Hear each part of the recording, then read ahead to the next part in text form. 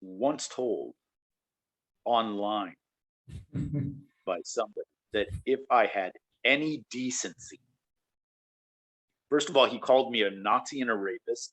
And then he said, if I had any decency, I would take my family and move them off colonized land. Now, here's the kicker.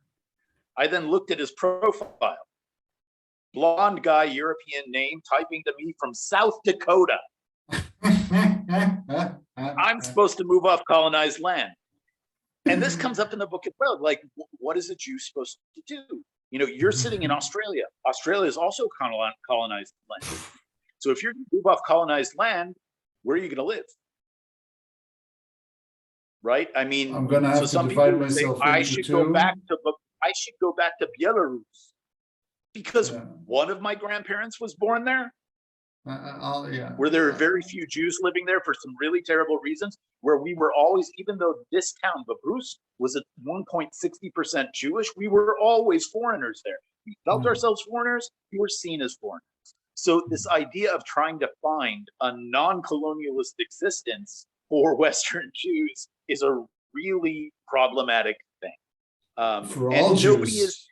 For all Jews. And nobody is telling Irish Americans living in Minneapolis that they need to move off colonized land. Yeah. So am I guilty for living on top of a former Palestinian home that, in my view, knowing the facts of what happened here, I'm very comfortable using the word, it was stolen.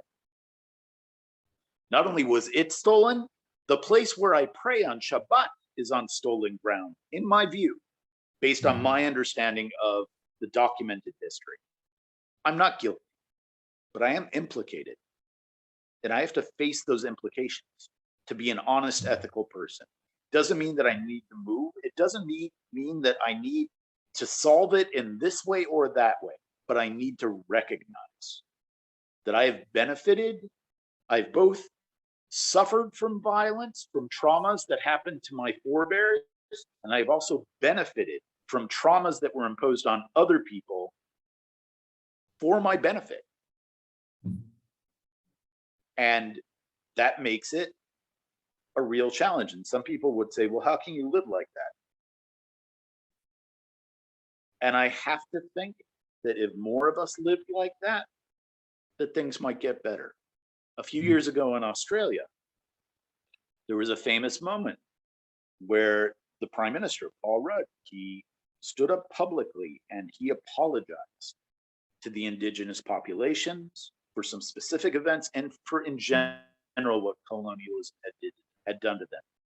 Did that change policies towards Aboriginals in Australia? I don't know, because I don't live in Australia, but I hope that it did. I hope that it increased consciousness, just, you know, in my lifetime.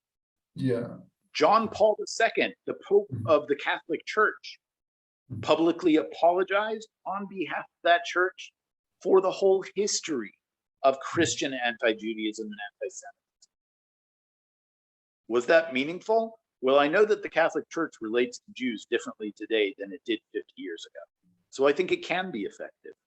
And I think if we don't live with knowledge of that implication, it doesn't mean we need to be beating ourselves up every.